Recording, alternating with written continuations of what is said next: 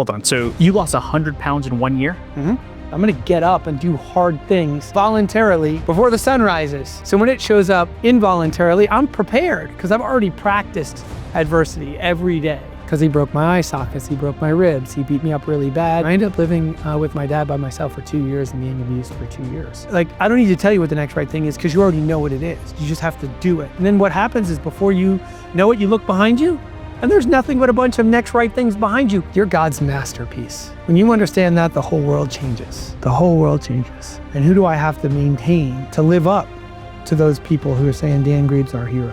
Who do I have to become so that my wife wants to be with me the rest of my life?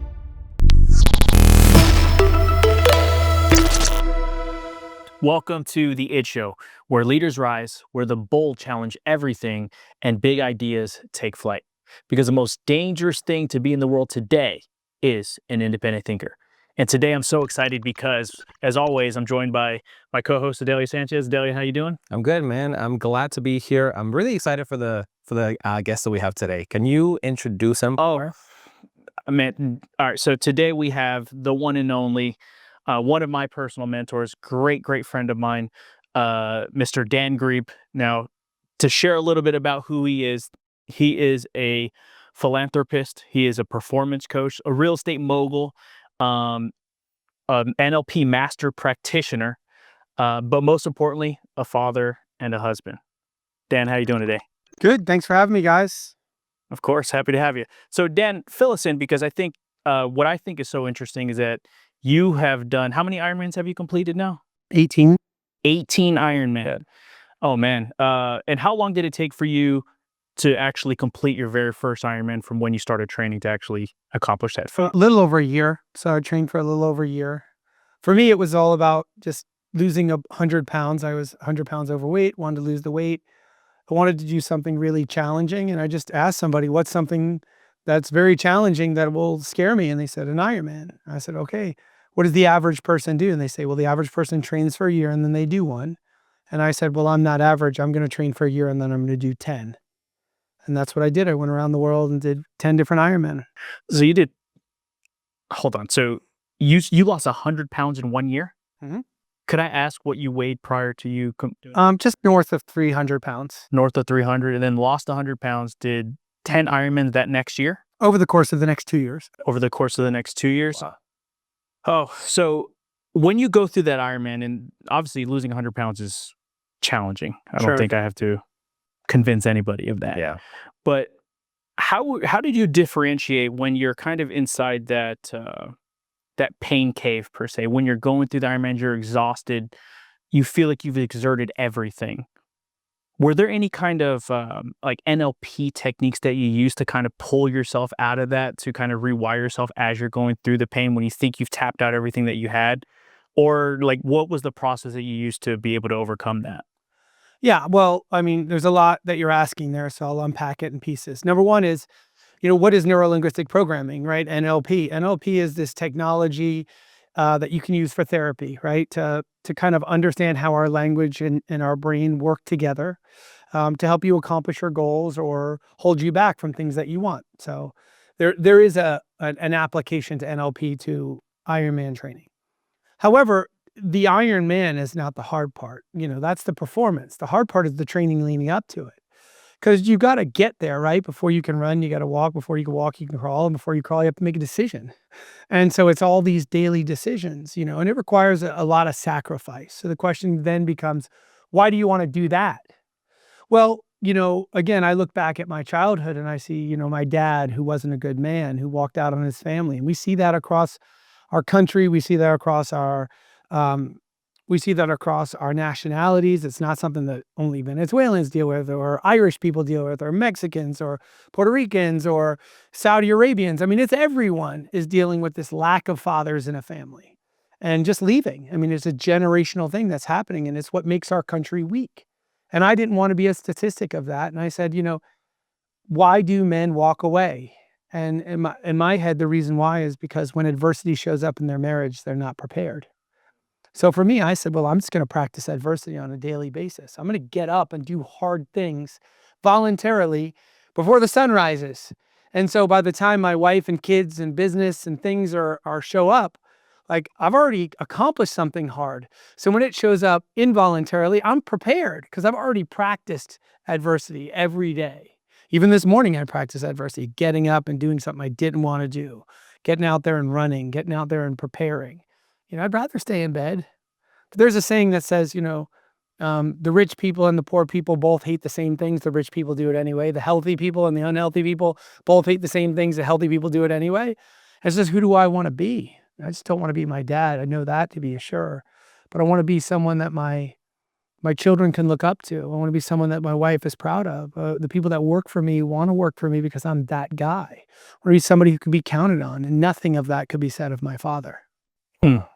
I like to kind of go a little bit deeper on that, like the father wound that we kind of see a lot in people. What are specific things that you remember your father doing that really left that mark in you, that drove the stake to the heart of like, I really don't want to do this? Right. Well, so many reasons, right? I mean, and then it depends upon your age and your severity. And my life is a made-for-TV movie. I told you that at the beginning. And I'd like to say, before I tell you anything more, my story ends beautifully. It ends very well. So what happened in my childhood was exactly what was supposed to happen in my childhood, so I could be the man that I am today. So I don't feel bad about telling my story, and I don't feel bad about other people hearing it. So if they feel bad hearing it, let them know, like, this is an opportunity for you to be cleaned and cleansed by this. And this might be an opportunity for you to reach into your own life by hearing Dan's story and seeing yourself a little bit in it. And see it as it ends well, like Dan's story, okay? Well, my dad kidnapped me as a kid. I don't know, you weren't prepared for that. It wasn't like throw you in the back of a van. He didn't do that. I went to go stay, my brothers and I went to go stay with our dad for the summer. And long story short here, by the way. And my brothers are tall and skinny. They look alike. I'm the middle child. They have the same likes. I don't have the same likes as them. So we go to live with our dad for the summer, for 2 weeks during the summer. And my dad looks like me. He's short and stocky. He likes the same things I like. He's into the same things I'm into. And so I was living in New York with my mom. I went to North Carolina to be with my dad, with my brothers. We get there, and I think it's awesome. It's hot. I like the hot. They think it's too hot. They want to go home immediately. He lives near a military base. I think that's amazing. They hate everything about the military. So after the 2 weeks are over, my brothers are begging to go home. I'm begging to stay. And so my mom, was reluctant, but knew I was a troubled child. I, didn't get along well with my brothers. I didn't get along well with my mom. I needed a father figure. And agreed to let me stay for the summer. Well, at the end of the summer, my dad ripped the phone out of the wall and then started abusing me physically. And you can literally see the damage from my father around my face, because he broke my eye sockets, he broke my ribs, he beat me up really bad. He moved me to an all-black community, which was a beautiful thing for me, not at the time, but as I grew up, learning and understanding that culture. And I ended up living with my dad by myself for 2 years and being abused for 2 years. And then eventually getting to go back to live with my mom.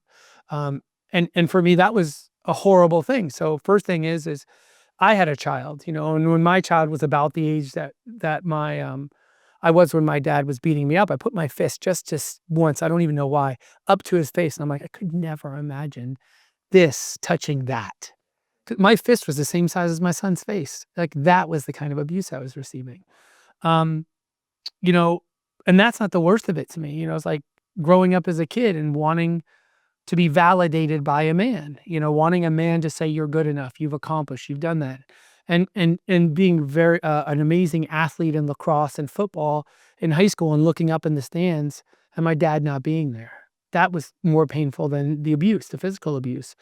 Having someone else's dad, I tell this story about my neighbor across the street. His name was Stephen Carney, and his dad was Stephen Carney as well. So it was Stephen Carney the third, so senior, junior, and now the third.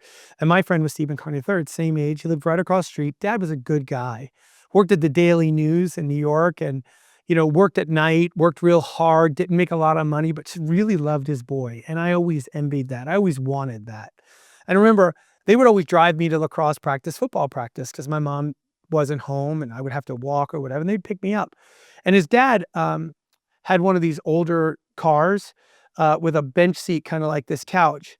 And he would drive, and so he'd be driving like this, and I'd be sitting in the back seat, and he'd put his arm around his son, and he would drive like this, and he would hold his son.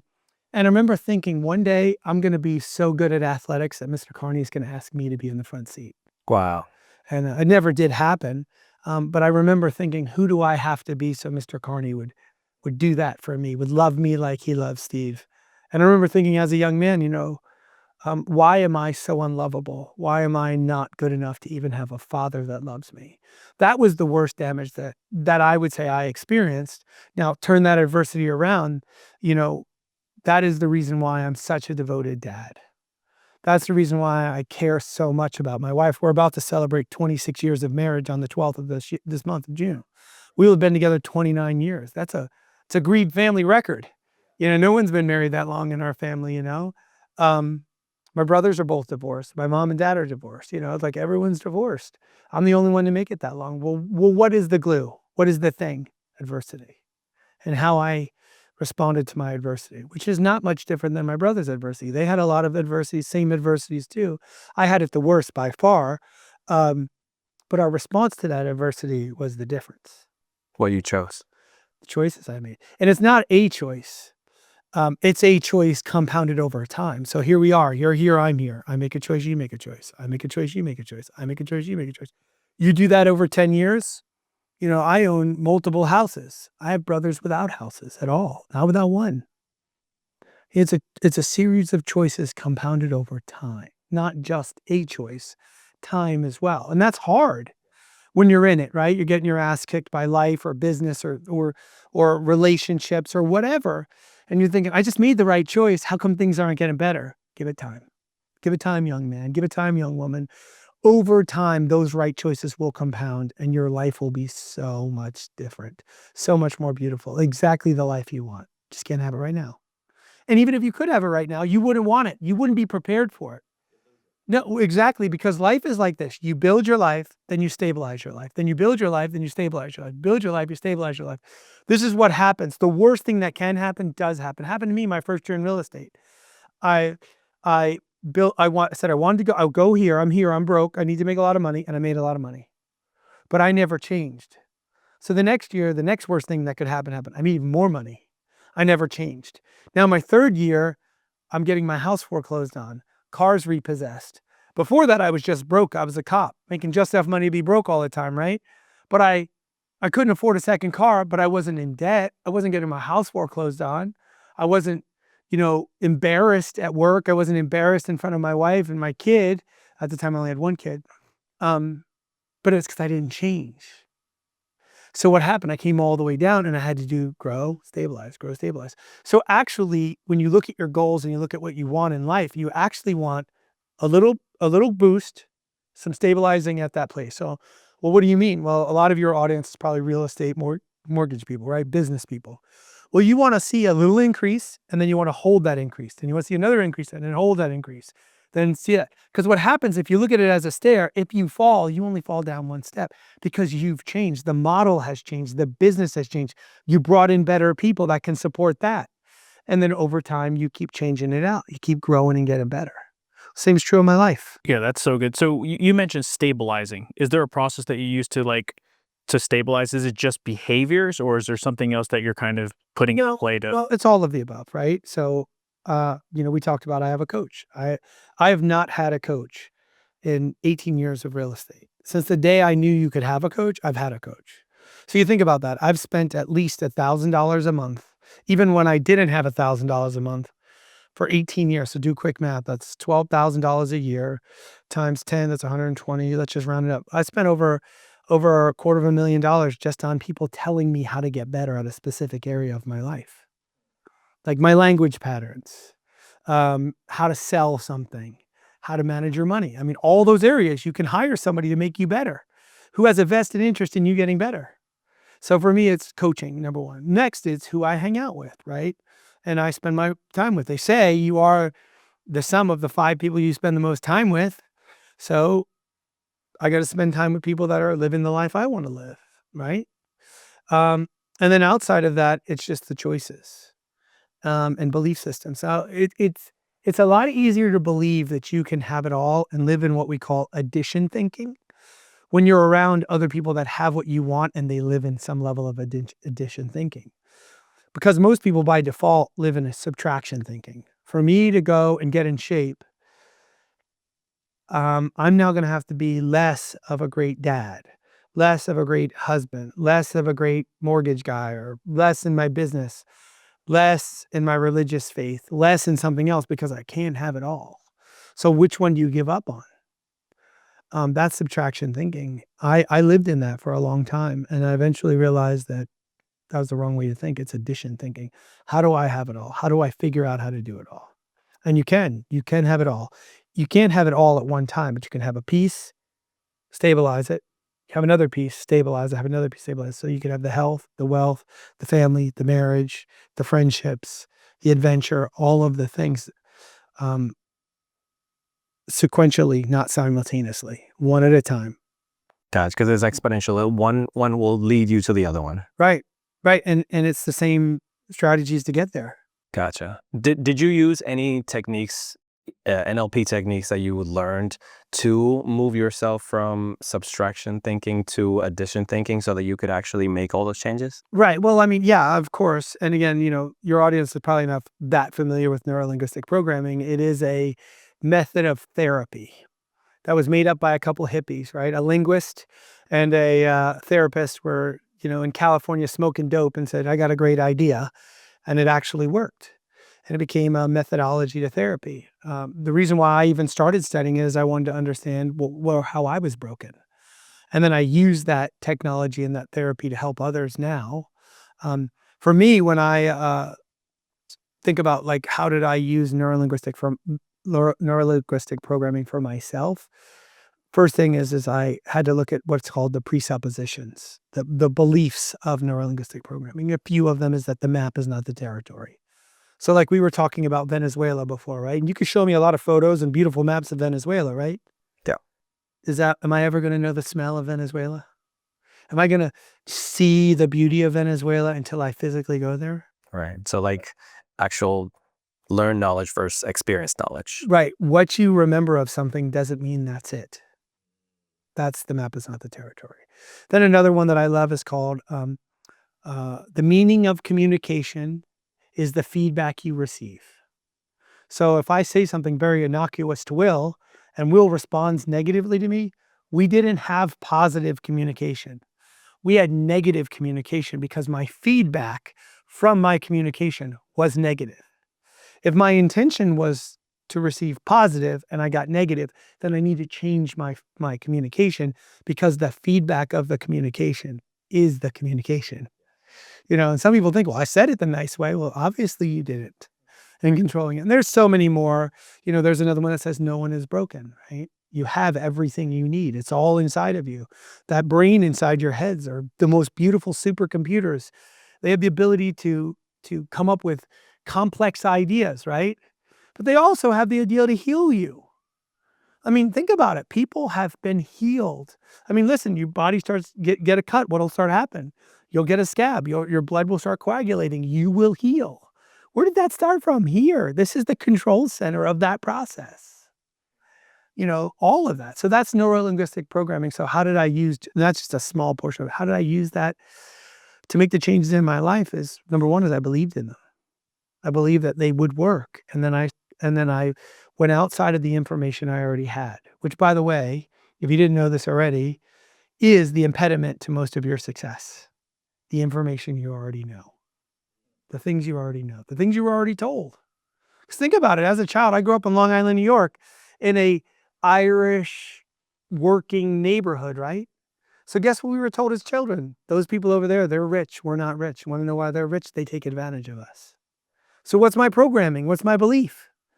That I'm never going to be rich unless I take advantage of people. Well, I don't want to take advantage of people. Well, then I can't be rich. Right. So I got to challenge that programming. And just because I remember it that way doesn't mean it is that way.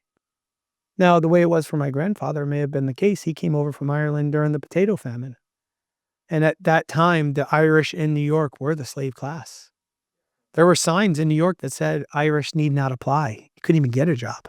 Yeah. Wow. Yeah, it's crazy. That is crazy. Wow. So you said how I remember it doesn't mean that's the way it is. It's correct. Or what was the way that it was. Yeah. I remember years ago you used to talk to me about distortion and generalization. And I remember that was something that kind of always just kind of stood out to me, because when you started talking to me about that, could you explain for the audience like what that even means first off? Well, I think that more importantly than the distortion is the generalization, right? And that is normal talk, always and never. This always happens to me. I never get a leg up. Well, you start saying that enough times, your brain's going to eavesdrop on your words, and it's going to start believing like things don't work out for me. It always goes ugly for me. And you'll start living that pattern of your life. Well, for me, I do my best. I choose to not live in that example, that life, that always or never. Because if I wanted to make a change in my life, then I wouldn't be congruent with my own belief system. So now I got this other hurdle that sits there that prevents me from accomplishing what I want, right? Yep. Like all Irish people are drunks. Yeah. Like all Irish people do this, or all men do that, or things always go this way in my family. So therefore, I guess I can never change my family tree. Guess I'm destined to grow up to be just like my dad, because that's how we always do it. So you had to work through that even when you became a father, and you're like, this is what I don't want to be, but maybe something may have happened. You're like, well, of course I would act this way because my dad. Well, I think that in the question that you asked about generalization versus distortion, I think just the idea that we generalize the reality into occurring and it's not even true, right? Like, you mean to tell me that your wife never tells you she loves you? Like, you never get what you want at home? Like, never? Not once? Not even once. Okay, maybe once. Okay, then guess what? That's bullshit what you just said. Then stop that. Because now you're lying to yourself and you're making her into a monster and she hasn't even done anything. It's because you feel a certain way because you didn't get your way this time. Well, where did you learn that? You watched it from your parents. And they programmed you into that. And society. And so they programmed you into that. So now that has to be the way. And I choose not to have that. Now, with that being said as well, as a parent, I knew at 16 that I didn't want to be like my dad. And I made a choice at 16 that if God ever gave me a family, that I would do it differently. And that I would be everything to my children that my dad wasn't to me, and everything to my mom, to my wife, that my dad wasn't to my mom. And I will tell you, I committed to that. I literally call my wife every single day. I would like to believe, and she would probably agree, that I am her best friend. And I show up as her hero every time she needs me, and that I can't breathe without her and she can't breathe without me because I'm doing it right, the choices I've made. A lot of men don't make those choices because their machismo, their ego, their wounds prevent them from doing those things, and they pay the price for it. And really, their children pay the price for that. What would you say to men who maybe they have had a struggle with just following their desires, right? Sure. Not having discipline, not having this North Star to be better. But they're coming into, I guess, a season of life where now their belief system is challenged. They know that there's something inside of them that wants them to change. They want to do better, but they keep on struggling, right, with making the wrong choice. What would be something tangible that they can do that will propel them to the desired outcome that they want, rather than staying stuck in their old patterns? Right. I've never had someone come to me and say, Dan, can we talk about getting out of this pattern because it's serving me too well? I've never had that. And my answers are usually pretty simple. And I have a bunch of these like Danisms that are so simple. So the first one is like, make a choice, right? Like, make a choice. Like, is this what you want? In therapy, I mean, I don't do a lot of therapy. I just studied it.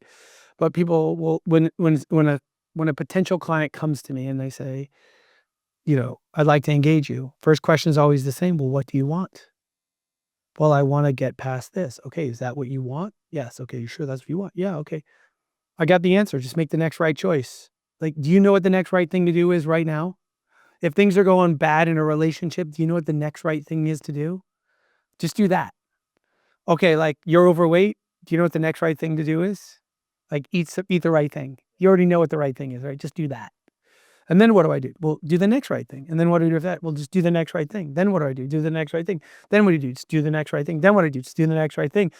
Like, I don't need to tell you what the next right thing is because you already know what it is. You just have to do it. And then what happens is, before you know it, you look behind you and there's nothing but a bunch of next right things behind you. You are now used to waking up at 5 o'clock in the morning and getting up and going for a run. And when you don't, it feels weird. When you eat the double whammy with cheese now, it actually makes you sick. Yeah. Because you've gone so long not doing it. When you stop drinking and you have another drink, you're like, I can't believe I used to drink this piss. It's terrible. It's just the next right thing. Here's the problem. You're hanging around with people that are encouraging you to do the next wrong thing. Yes. And that means sometimes you got to change. So, there's a great movie, and I'm sure I've told you to watch it before. It's called Finding Joe. Finding Joe. You can find it on YouTube. You don't have to buy it. And it basically is the stories of this author. His name is, what is his name? Why can't I remember it right now? Joseph Campbell. And Joseph Campbell wrote this thing called The Hero's Journey.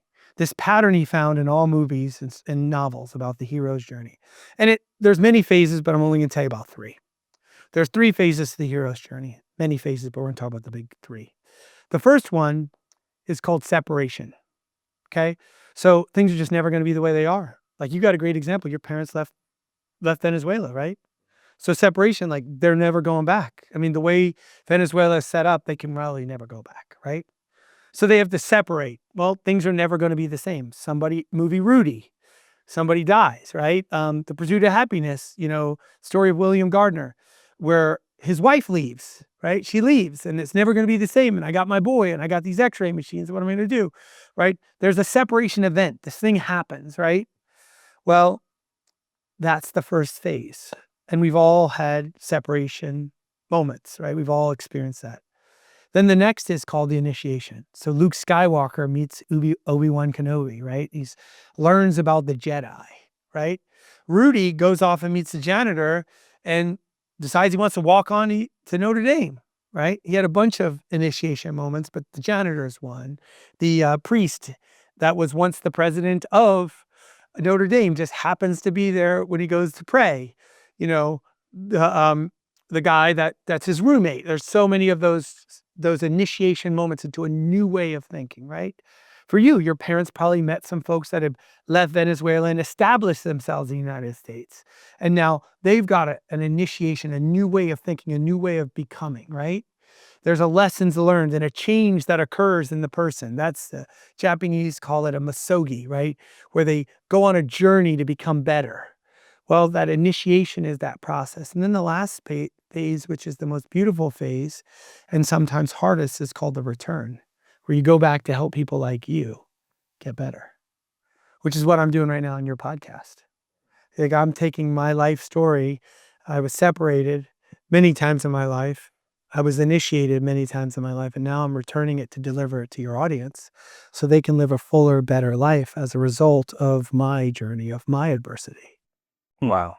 I could see that in the Bible too, right? Like, Sure. That's the original hero's journey of sorts, where you have Jesus who gets separated initially by just being a virgin birth, and then goes on his initiation, 33 years, comes back, and now he's here as the Son of God, God himself, doing the same thing.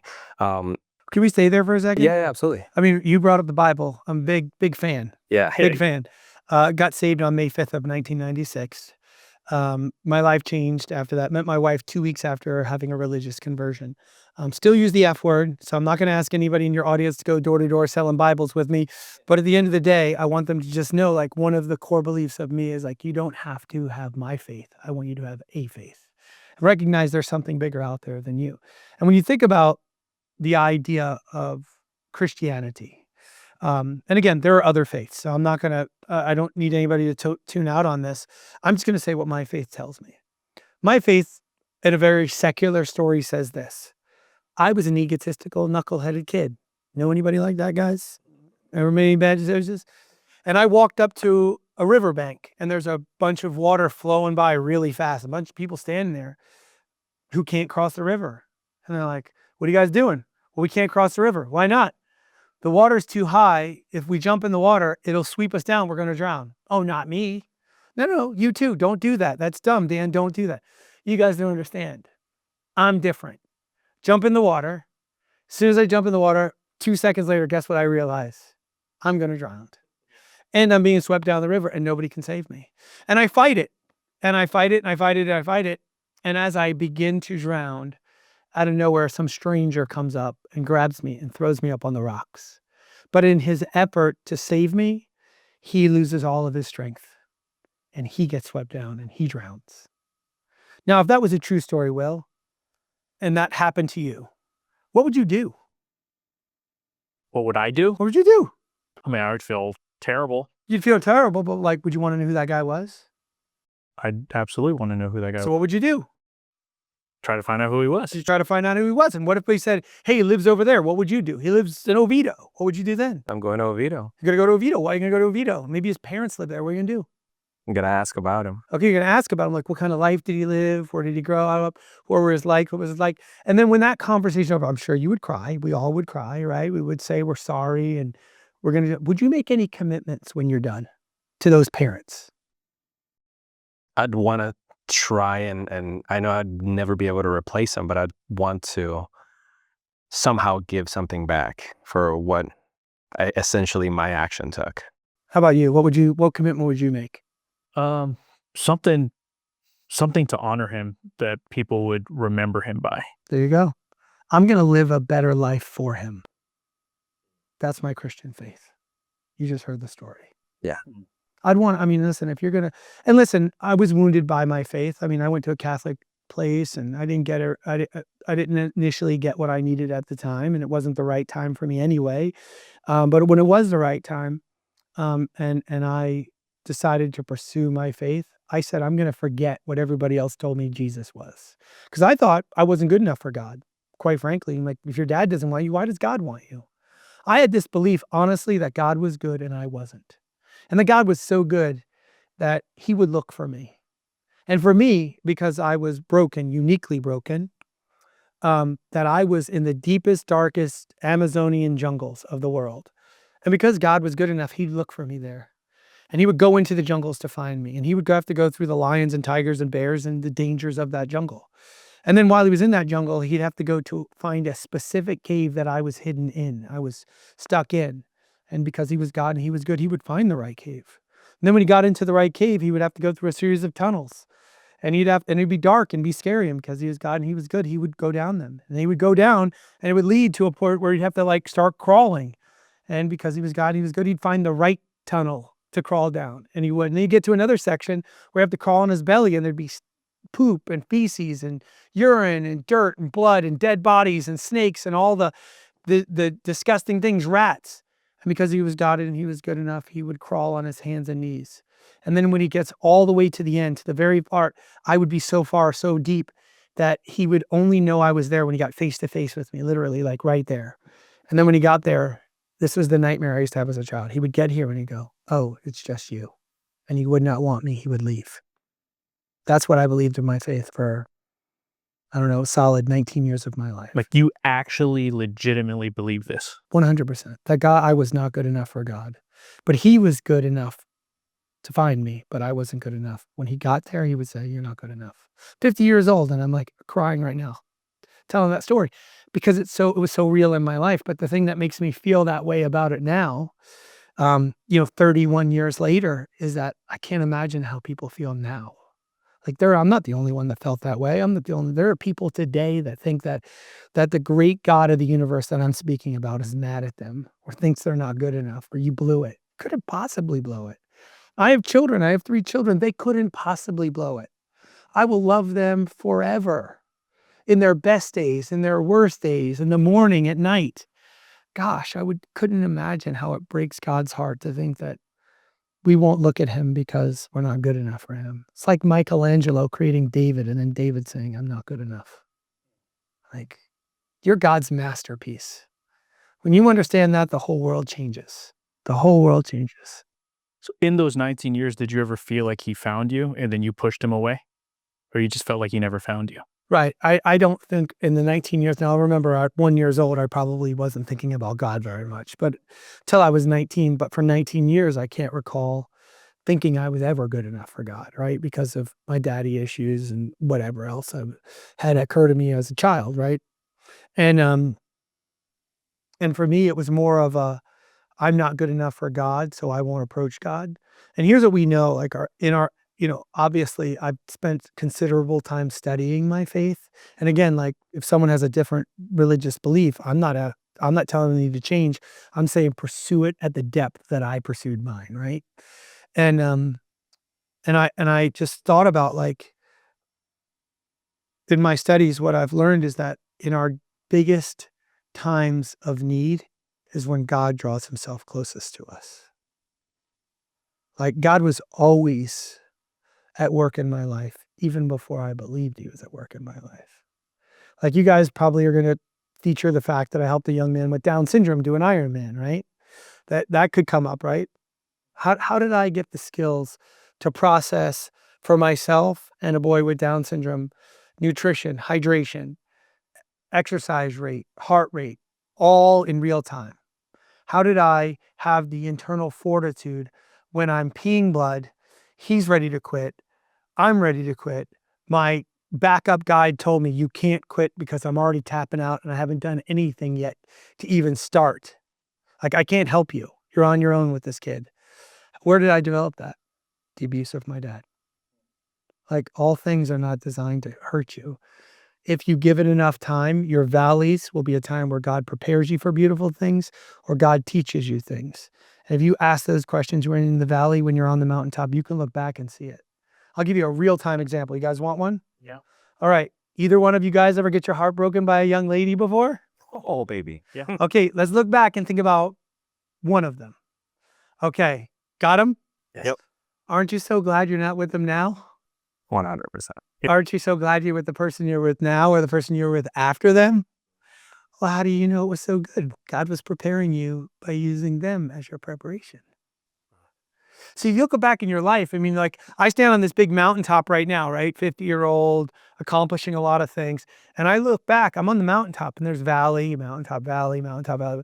But when you're down here, you can't see all the way up there. But right now I could see every valley in my life and every mountaintop. I'm like, that's when God taught me that. That's when God taught me that. That's when I developed that skill. That's when I learned that thing. I mean, it's so beautiful. I mean, so beautiful to look from here. So what's the question? How do I do that? Persevere. Give it another day. Take another good step. Do the next right thing. Compound it over time. And you'll sit like I do at 50 years old, being not only am I aware of my adversity, which is the first level of adversity, then two is validation of your adversity. Like I have adversity and I validate it and it helps someone else, right? And then the third level is gratitude for your adversity. I'm grateful for my dad's abuse. I'm grateful for being sexually assaulted as a kid. I was sexually assaulted by a woman as well.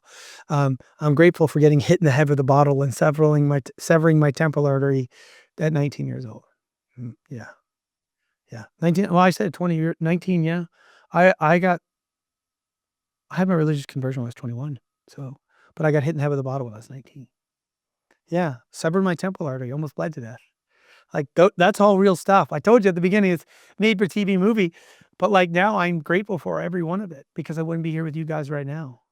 And there are people on the other end of this camera that are going to feel healed or validated or accepted as a result of this conversation. That shit's worth it. It's worth it. Like this is doing God's work. I love that. Yeah. Where do we go from here? I mean, I don't think that we've had a conversation that's been this dynamic yet. So I'm a little bit taken aback. Well, I do this for a living, so it's okay. So like, I think there's so many ways that we can continue to go with the conversation. So, okay, so now what, right? We did all this like men talk. So how do I like get it together if I don't have it together, right? But you have to believe you could have it. I mean, how can you run a 6-minute mile if you don't even think you can run a 6-minute mile, right? Well, you start saying, well, is there anyone else that can do it? Right. Mm-hmm. Get the example in your head. Right. Is there a model, a person, a process, a system? And just ask that question. Is there anyone that's ever done it? Yeah, someone else has done it. And by the way, there's not a lot of original thoughts anymore. Yeah. So someone's probably done or been through or experienced what you're looking to accomplish. So look for it. And here's the crazy thing. I'm coached right now by a guy by the name of Richard Abraham. In business, I did a great job in business. And as I started to get to the end of my career, I started thinking, I don't have fun in my business. And I read a book called Mr. Schmooze. Mr. Schmooze is a book. It's called The Arts and Sciences of Selling Through Relationships, right? Giving for a living. And I'm like, I read this book and I'm like, oh my God, I want to be Mr. Schmooze.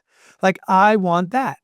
And it's not manipulating people. It's just loving the people you work with. It's loving the people you work for. And like, it's just, this guy doesn't know the difference between a deal friend and a real friend. They're all just friends. And he loves it. And an expression of his giving of his life is his work, like a painter, right? Like, I wanted that. I wanted it so bad that I called the author up. His name's Richard Abraham. And I said, Mr. Abraham, I'm Dan Grieb. I found your number. Don't ask me how. I used to be a cop.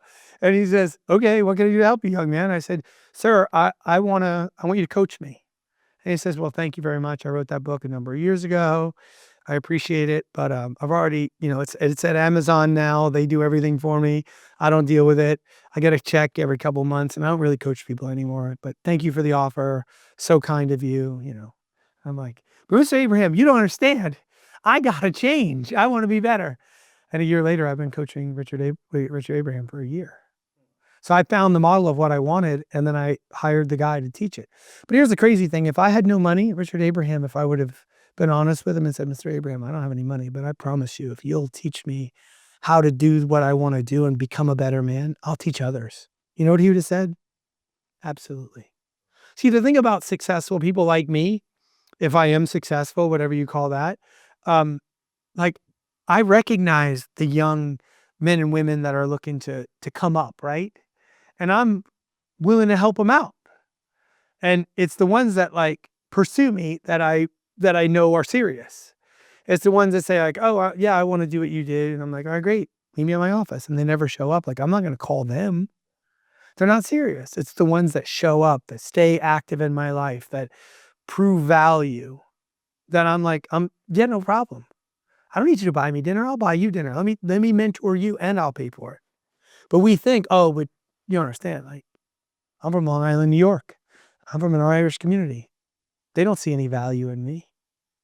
That person that you're looking to meet, spend time with, someone else mentored them. And their way of giving back to the people that gave to them is them giving back to you. They're just looking for the right vessel to do it. So the question is, who do I have to become so that? And you'll hear that a lot with me, right? So who do I have to become so that that person would want to mentor me? Who do I have to become so that I can have that house? I can have that car. I can be married for 25 years. I can be the father that my dad wasn't. Who do I have to become? And then you start asking that question a lot. You start making those changes and then magic happens. Have you ever had anybody that made that choice, like they took that step so that you could take 2 steps towards them and told you they wanted to do it, but they were coming from a wrong intention, almost like a sociopathic? Oh, sure. I've been manipulated. I've been manipulated. I got manipulated by a business owner 3 years ago. Guy told me he wanted me to take over his coaching company. I heard about my daddy issues and started using it against me and manipulating me with it. And I woke up one day and I'm like, you are completely manipulating me. Yeah. What did that make you feel towards that person? Well, obviously I felt used, angry, bad. It not only does it bring back the feelings of the victimization we have, but also, like, I can't believe that you would kick me while I'm down. I was being vulnerable. And unfortunately, far too many women know the story I'm telling you right now. Yeah. That's like the scumbag's trick. Look for your void and go. And every woman knows. You know how they know? Because it's been done to them. I don't know. Maybe at 50 years old, that's why I get to be the sheepdog and protect the sheep from those freaking wolves. I love it. Man. Yeah, but we all are vulnerable. I mean, and that's okay. Vulnerability is a beautiful thing. A big thing that a lot of men don't spend enough time doing is being vulnerable. There's a direct correlation between vulnerability and bravery. Takes the same effort to be vulnerable as it does to be brave. Character, vulnerability, bravery, all 3 of them, you only get more of it when you use it. You don't get more brave unless you use your bravery. It's like a muscle. Yeah, it's like a muscle. That's right. character. When you have no money and you find somebody's wallet and there's like $300 in there, and there's that one $5 bill that can feed you, you give it back, and you don't. You're cold and somebody forgets their jacket, you give them their jacket. That's character. That's how you develop more character. In the religious world, we say God will bless you for that. Non-religious world, they say karma will play itself around. Whatever your belief system is, I choose to believe that there is a God and that a God is good, because I couldn't imagine carrying the weight of this world by myself. Yeah. I couldn't imagine like it all being me. I mean, going back to religion for one more second here, is like, there's only two questions. There is a God. I am that God. Well, guess what? I'm unqualified to be that God. I am not qualified to be that God. I need somebody better, bigger, who I can look to, that is planning out my life, and that I just have to seek his will, and I can win. And beautiful things will happen. Man, damn. Here's a real quote that I believe in. It says, "That which is most personal is also most universal." Yeah. So stop believing you're the only one. Because You're everybody not else uniquely is broken. dealt with it or dealing with it right now. Right. Well, if you think about, again, religious talk, when the devil does not need to make you bad, he doesn't. He needs to make you feel like you're the only one broken. Like, who's going to go to mom when like all the other kids are well behaved and you're the only one that keeps making mistakes? So what are you going to do? You're going to push yourself away from your mom. You're going to push yourself away from the safety. The devil's like, I don't need to tell you to go away from God. I just got to make you think you're the only one broken. Wow. You think about that, whenever there's a blessing in your life, and if you are of faith of any type, you would say the universe is at play, right? Well, in our faith, we say, well, if God goes to work, then the devil goes to work too. Devil's not going to let you stay on top, because he's not going to let God make an example of how good your life could be if you followed God.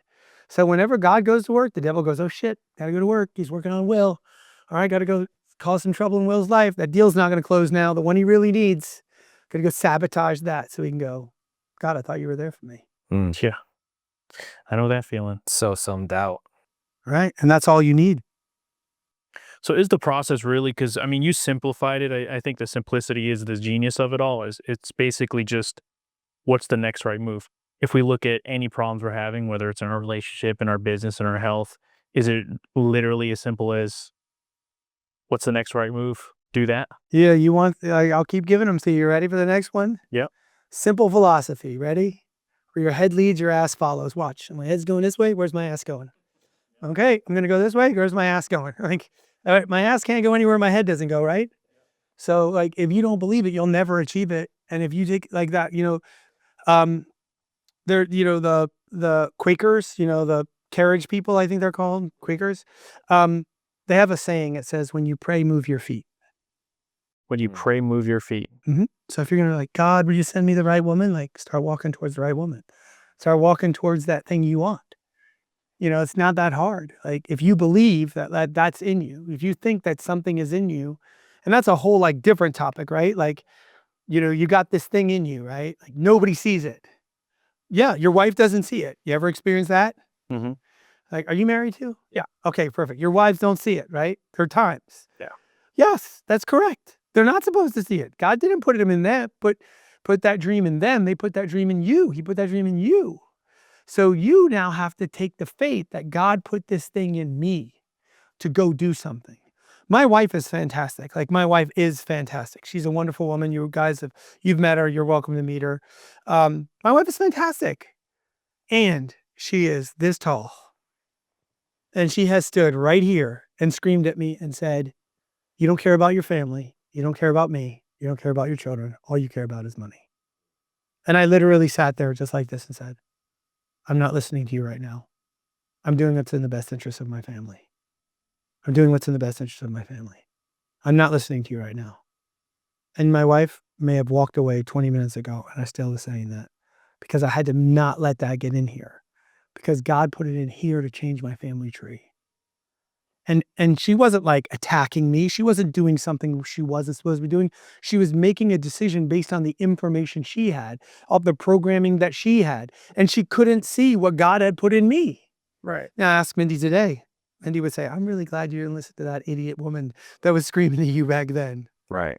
But like, I made the same mistakes with her, right? I sabotaged her dreams, or tried to sabotage her dreams, or I came in the way of what God had put in her because I couldn't see it, right? Yeah. That's okay.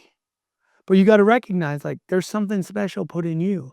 Now, if you believe in it, now you got to take inspired action towards it, or else it'll never occur. And you'll sit there looking to blame somebody else. The only person you can blame is yourself. I think so many people nowadays see like the polished version of like the couples podcast, or the thing that's really, perfect, and they don't really show any of the kinks in the hour, right? Like the things that they've had to work through. What do you say to like the new generation of kids that are looking at all the social media, all these perfect couples, all these polished snippets of people's lives, and they are aiming for that? And whenever they get into that mode, that place where like you're both in the lowest frequency going at each other, not ready for that, what do you say to those kids, like how to handle that? Well, first thing I'll tell you is these kids are a lot smarter than we think they are. And they're more well-equipped than we think they are. Like, they've been doing this their whole lives. This YouTube bullshit, this Instagram bullshit, this Facebook bullshit, they've been dealing with it their whole lives. They're aware. Like, they can see a filter long before you and I can see a filter.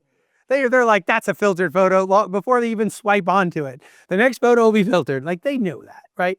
So that's the first thing I would say. And the second thing is do yourself the justice of not judging your insides to others' outsides. You know the truth about you, but you don't know the truth about them. And recognize that it is all people reacting to their wounds. Because we all want to be known. We all want to tell the truth about who we are. So why do we put on all these masks of, I'm not this, I'm not that. Oh, I need you to believe I'm ultra successful. My marriage is perfect. Because they want help in their marriage, then why are they making you believe it's perfect? Because they're insecure, they're wounded. Just like you are. That which is most personal is also most universal. That's a law. That's not like only applies to those guys, doesn't apply to me. Only, no. Stop with all that. I think that we have to ask the question, who do I have to become so others would feel safe talking to me about real things? And then what relationships am I going to engage myself into? I mean, if you guys spent quiet time with me, we wouldn't be long before I was asking you like real questions. Right. And you would either lean into the vulnerability or you would just opt out of the relationship. But I'm not going to have a bunch of relationships that's built on everything's great, everything's perfect, because I can't live up to that standard. I can't. And so therefore, I'm going to be leaving here like wounded every time I hang out with you guys. Like, oh my God, they're so perfect. They're so rich. They're so young. I can't believe I'm 50 and I'm still out of shape. I haven't made any money. These guys are killing it. Like, I don't want to be in that environment. I want to be in an environment where like my job is to get a little bit better every day. Just 1% better. That's what we taught Chris, young man with Down syndrome. You don't have to go from 0 to 100. Just get 1% better every day. One more push-up, one more sit-up, one more lap, one more thing. And he did an Ironman based on that philosophy. Mm-hmm. That's so cool.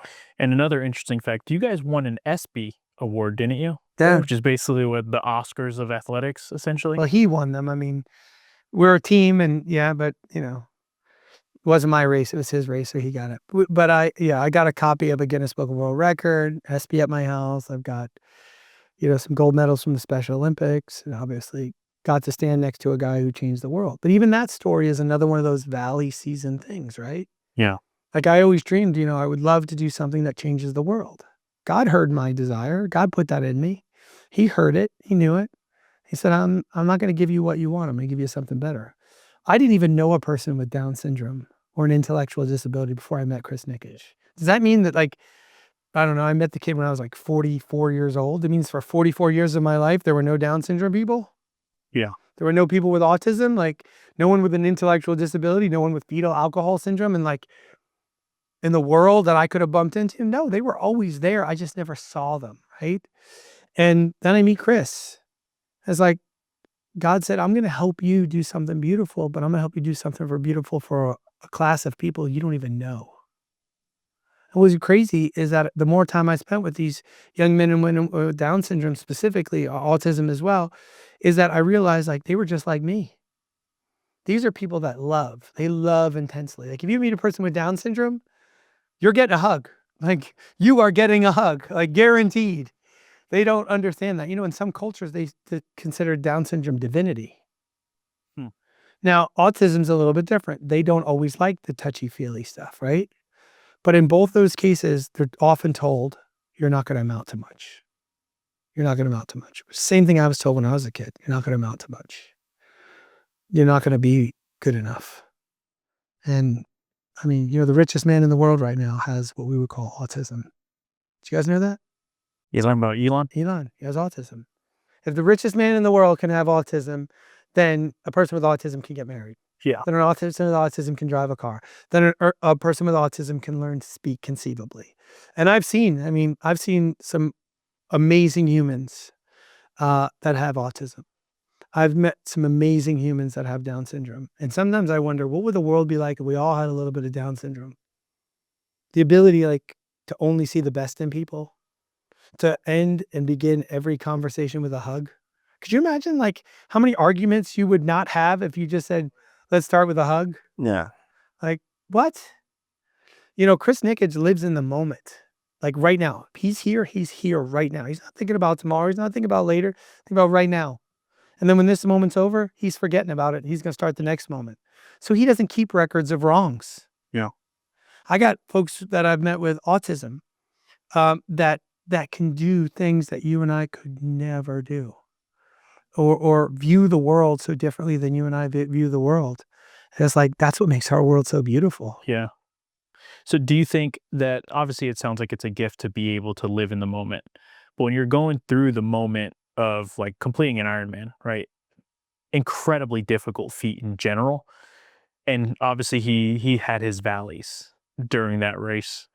What were those conversations like to be able to pull him out of it? Was it you just asking him questions and him finding the answers? Or was he kind of living in the pain and then figuring it out himself? What did that look like? Yeah, well, for Chris, his big one, and there's a documentary, you got to watch it. It's called 17 Hours. It's on YouTube as well. Chris Nickage, 17 Hours. And during the race, Chris actually decided he had enough and wanted to quit. And his dad came out and talked to us and got him going again. And then his dad said the most beautiful thing, out loud, but I think he said it to himself, but I heard it. And he said, God sent angels to be with my boy. I'm going to let the angels take him home. And we were way out there. We were on the run and I still hadn't figured it out. And it was we got him going again. And what I realized for Chris is that I was using a watch. Now, most athletes use a watch, right? And you use a watch and you say, okay, we're going to run for 3 minutes. We're going to walk for 1 minute. It's a way of lowering your heart rate, knowing your rest is coming. Well, Chris, part of his disability is he doesn't do time, distance. He doesn't understand all that stuff. So we would start running and he'd be like, how much longer till we walk? And I'm like, we just started running, man. Like 3 minutes. How about now? 2 minutes and 59 seconds, Chris. Come on, man. It was he was getting annoyed. I was getting annoyed. And I had remembered something his dad had taught me early on is Chris likes counting things. One more, this thing. So where we were in Panama City Beach, and there was a series of cones blocking cars from driving in our run lane. So I said, Chris, we're going to run for 10 cones and then we're going to walk for 2. Boom, everything changed. We're going to run for 20 cones, walk for 4. Okay. And he started counting the cones. So was it ever about the running? It was never about the running. It was what he thought about the running. Because his intellectual disability, Chris doesn't know the difference between 1 mile or 1,000,000 miles. So just think about that. His very first mile, he thought was his last mile on a run. That's our race is 140 miles long. And on mile 25, when he has 1 mile left, he still thinks he has 100 miles left. He has no idea when the end is coming. He doesn't understand what halfway done means. Do you think he understands the magnitude of what he accomplished? In the moment, no. Because he was in the moment. He was just hanging out with his Uncle Dan, running a race. He had no idea. I did. I knew. the hundreds and thousands of messages that came to me in multiple languages and Instagram, Facebook, we trended higher on Twitter than Joe Biden during the election season. Now it was crazy, all these news stations, people just walking up, bursting into tears as they talked to me. Like, that's weird. Why is that old man like bursting into tears? Child with Down syndrome. Told his whole life his child wouldn't amount to much. His child has now been freed by Chris and what Chris and I are doing together. Like, wonderful things. Did I ever tell you the story about the Disney commercial that Eli and I shot? No. Oh man. So this was in 2022. Eli and I got cast in a Disney commercial. And first time I've ever done anything like this. Sam, she was in one of these Facebook groups and was like, "Hey, our audition is we're gonna audition for a Disney commercial." And I was like, "Sure, I guess. I don't know what to expect." And we auditioned, and then Eli and I somehow, by the grace of God, we were selected to do a Disney commercial. And we're doing this scene where we're in like what's the guy, Captain Hook, and we're doing the boat and all that stuff. But when you do a Disney commercial, you have your set, the people that you're doing stuff with, but then you have all the other people as well. And so most of the time you're just sitting there waiting for other people to shoot their pieces. And there was a little kid, I don't know, probably 4 years old, who had Down syndrome. And his scene was he was going to like be playing with Mickey Mouse, and we got to watch the scene. Beautiful. He's like all smiles, living in the moment, just loving all of it. And I was talking to the parents, and I don't, again, just similar to you, I didn't really know anybody with Down syndrome, and I was like, "Yeah, my good friend, I'm pretty sure he did an Ironman with somebody with Down." And they're like, "Are you talking about Dan Grieb?" And I was like, "Yeah, you know him." And then I was so asleep to the fact of how big of a deal it was, until like those parents were like, "Oh my God, like he's our hero." And I was like, "Huh, really?" I was like, "Dan?" I was like, "Yeah, awesome." But it was so revealing to me that, like, the impact and the ripple effect of that, because I'm sure even the race, even if he wasn't there, was still challenging for you as well. Was it easier to do the race because you were with him? It was harder? Million times harder. He was strapped to me on the swim, physically bound to me. Oh, man. How far is the swim? 2.4 miles. Wow. He was bound to me on the run too. So he's pulling against me while I'm running. I was pulling him for a large portion of that run. Oh, wow. This was a team effort, no doubt about it. It was hard as hell. I started peeing blood at mile 10. I lost all my hydration because I gave it all to him. 30 miles to go? I was at mile 10 on the run, so I had 16 miles on the run to do. Gotcha. And I mean, like my body, I played college football. This is not a runner's body. Like for me to be running, like my feet are broken when I'm done when I do it by myself. Now I've got an extra 160 pounds with me. It was hard, but it was worth it. Every moment was worth it. I've got some philosophies that I say. Number one is I'm well aware of the fact that I was not God's best option or God's only option. So I was lucky to be there. Let's be real. Like God would have done this with Chris Nickage with or without me. So let's keep it on Chris, not on Dan. Let's be real. This was Chris's race, Chris's moment, Chris's family to have. The other thing is success is not about what you do. It's about who you become in the process. And who did I become? And who do I have to maintain to live up to those people who are saying Dan Grieb's our hero? Mm-hmm. Like I'm well aware of the fact that if I do something galactically stupid, that it diminishes what I've done for their child. And I won't do something galactically stupid for that reason alone, because I want to live up to that person they think I am. I just recently watched this video. I don't know about you guys, but I'm on Instagram. I'm on TikTok like everybody else. I'm addicted to that. I mean, 100%. And I don't watch TV. I watch TikTok and Instagram for all my news, everything. And I'm watching this video on Instagram. And this guy tells a story. I don't know his name. I'll send you the video in case you guys want to link it. And this guy's telling the story and he goes, "Yeah, that we had a drawing." And he goes, and this guy won the drawing. He comes up and he starts crying. He goes, "Hey, congratulations." He goes, "Yeah, it's my daughter's birthday. She's going to be 11. And the guy had a daughter too that was about to turn 11. And he says, "Well, congratulations." And he goes, "No, you don't understand." And he goes, "What?" He goes, "This money." He goes, "Okay, what about the money?" He goes, "Now I get to be the father she thinks I am." Think about that. Now I get to be the father she thinks I am. How many times in our lives as fathers and as people have we not been the person they think we are? Our wives think we are. And that one moment, he gets to be the hero that she thinks he is. Validation. So for me, I think about, obviously I got my wife, I got my kids, I got 2 boys, I got a beautiful little girl. I think about being the person they think I am.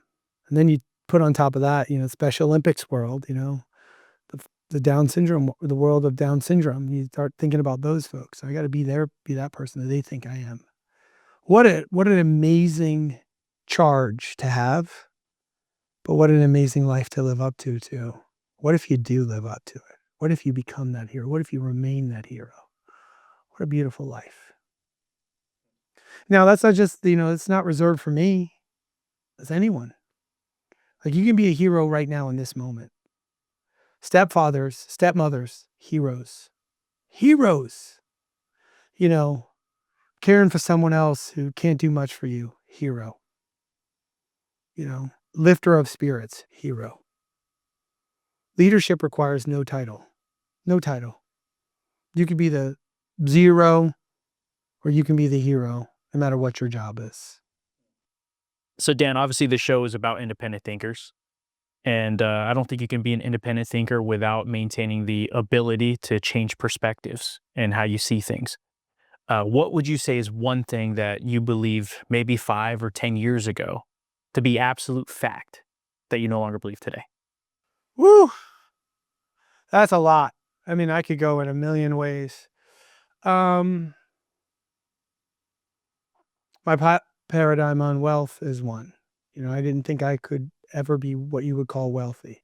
I didn't even know a definition of wealth. My definition of wealth now is a life free of anxiety. What was it back then? Uh, Money? Dirty people that take advantage of people. Scrooge McDuck type people. So you believe that like 5 years ago, though? No, not 5 years ago when I was a child. I got it. First now. But like the evolution of Dan Grieb has been a lot longer than 5 years. So I can't go back 5 years and say, I see this versus I see that. But like, childhood versus where I am now is the real perspective I can give you. Like, and this is a controversial topic and I'll say it. When I was a child, if you called me gay, I had to have you beat me up because I viewed this idea where I grew up in Long Island, New York. If somebody was bigger than me and stronger than me and called me gay, I had 2 choices. Either accept the fact that you just called me gay or get beat up so people know I'm not gay. And guess what I chose? Get beat up. You couldn't beat them up? If I couldn't beat them up, I just had to accept the fact that I was going to get beat up. Because if not, if I didn't fight you, then I must be gay, right? How stupid. How incredibly stupid. The woman that owns my office is a lesbian woman. The guy who runs my office is a gay man. The greatest human beings I've ever met. My life is better because they're in it. None of the belief system I had about gay are either one of them. He is a strong, confident, amazing human. If that's gay, I want to be gay. She is in a committed, long-term, amazing relationship with someone that she's madly in love with. If that's being gay, I want to be gay. I got it so wrong when I was a kid. As an adult, I feel like, at 50 years old, I have like 20 years of apologizing to do. Like for 20 years, I was stupid. Please forgive me. But you want to know what? The gay folks that are going to watch this, they're going to go, don't even worry about it. You didn't know what you didn't know. It's all good. I would say there's a lot of like internal paradigms that have also switched. That's probably the biggest one, by the way. Just this idea that I couldn't make a difference, that one person can't do anything. That's a big paradigm shift. I think that's probably it. The majority of my growth has come from that. That one person can make a change? One person can make a big difference. Think about it. You think about 2 types of leaders in the world. This is the world according to Dan. None of this is based in fact, okay? But you got 2 types of leaders, right? You have the Alexander the Great leader who fights on the battlefield with their men. That's a battlefield general, right? That person's out there fighting with their men. Well, There's a story about Alexander the Great that's on the battlefield fighting. He's on a horse. He's swinging a sword. He looks over, and one of his men is hiding behind a rock. And he yells over to the guy, and he goes, "Hey, you." "Yes, yes, sir. What's your name?" The man yells back, "Alexander." Alexander the Great yells back, "Well, either act like it or change your name." Like, what a great example of leadership and strength, right? A battlefield general. And then there's this other kind of general that's called the Mother Teresa leader. Again, these are made up by Dan. If you don't know the story of Mother Teresa lived in an abbey in India, and there were starving people outside the walls. And she would take extra food from the abbey and give it away. And the sister mother, I think is what they call them, the woman in charge, came to her one day and said, "You got to stop doing that. Like, you can't give away all of our food." And she says, "But I feel led to do that, to care for these people." And she says, "Well, you can't do that." She goes, "Well, maybe I belong outside the walls." And then at the time, there had never been a nun that was allowed to operate outside the walls. So she started writing letters to the Pope, and none of the letters got to the Pope. And one day a letter of hers did get to the Pope, and the Pope said, "I'm going to let you go outside the walls." So that's how Mother Teresa got outside the walls. Well, now Mother Teresa becomes this leader, worldwide leader, and everybody knows who she is because of her grace and mercy and kindness and strength. And a world leader comes to Mother Teresa and flies in. A world leader flies in to see her to get advice from her and prayer. And this world leader says, "Mother Teresa, will you pray for me?" And she says, "Of course, my child, I'll pray for anything." And he says, "Will you pray that God gives me clarity?" And she says, "No, my child, I will not pray for that." And she said, and the world leader says, "Why not?" He says, "Because your desire for clarity is an indication of your lack of trust of God. I will pray that you trust God." So you think about Mother Teresa leadership and Alexander the Great leadership. I'm what you would call an Alexander the Great leader, a battlefield general. Would you agree with that? Yeah. Yeah. Okay, let's use you an example. I'm going to tell you you're a Mother Teresa leader. Okay, just say that. I don't know you well enough, but let's just assume that's the case. Will, would you fight for me? Yeah. Would you fight for me? Yeah. Okay. You're a Mother Teresa leader. Okay. Would you fight for him? I think so. I believe so. He wouldn't fight for you. Don't believe that. Do you think I'd fight for you? No. I wouldn't fight for you either. Why not? Because I think the leadership that you require, I'm not able to give. You know what? You probably are a Mother Teresa leader, because that's the answer a Mother Teresa leader would give. Your people won't fight for you. They won't fight for the values that They won't fight for the values that you believe in. They will die for you. When the tide turns, they say, "I got to go. I'll die so she doesn't. She lives." When the tide turns on Alexander the Great, they say, "He's a warrior. Let him fight his way out of it." Wow. Think about that. That's powerful shit. Yeah. Like, that's, and here's the crazy thing. A lot of people think I need to go be the Alexander the Great. No, you don't. It's your Mother Teresa. I would die for Mother Teresa. Alexander the Great, I'd fight for him. Just because people won't fight for you doesn't mean they won't die for you. It's a whole different level. Who do you have to become so they would? That's the question.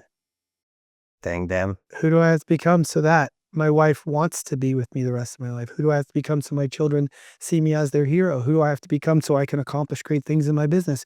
Who do I have to become so people would want to hear the words that come out of this person? I'll leave you with this. You guys have heard a little bit of The World According to Dan. I'm writing a book currently called Your Adversity Advantage. That's why you're hearing a lot about adversity today. And you know me. Will knows me, right? But I really know me. Okay? Like, yeah, I got a little bit of money. Yeah, I got a business. I've been married a little bit. I've done some things, right? But I also know me. I'm not as great as you think I am. I'm the average guy who's trying to figure it out. I got a lot of figuring it out to do. I'm making a lot of mistakes still. I could get a lot better at some stuff. I'm no different than the people in your audience right now, okay? I'm just further out the path than they are. And so what I would say to them is success is not about what you do. It's about who you become in the process. And what you're going through currently is part of that process. And there are 3 guiding principles your Uncle Dan lives by. And I'll share them with you and we'll end, okay? Number 1, life is 10% about what happens and 90% how you respond. Just recognize life is going to happen whether you want it to or not. How you respond matters more than what happened. Always the case. Number 2, This is a long one, and I'll share with you guys this. You can put in the notes. It says, you are at the place, at the time, hearing what you're supposed to be hearing, going through what you're supposed to be going through, at the exact time in your life you're supposed to be going through it, with whom you're supposed to be going through it with, as preordained by the God of the universe. That's that valley season saying. I've never had to say that to someone who's like, life is doing great. Like, calm down, my friend. It's just a season. It's going to go back to being terrible.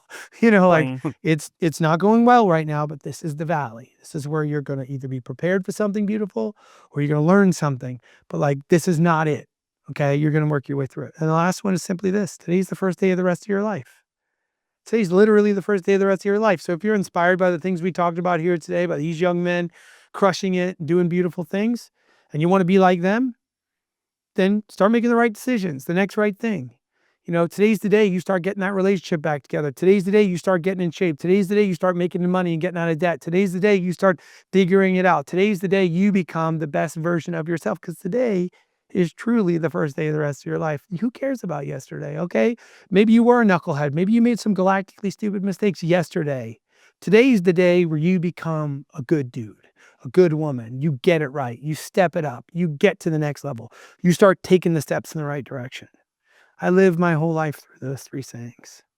That's so cool, man. Well, it's an honor, gentlemen. Thank you for having me.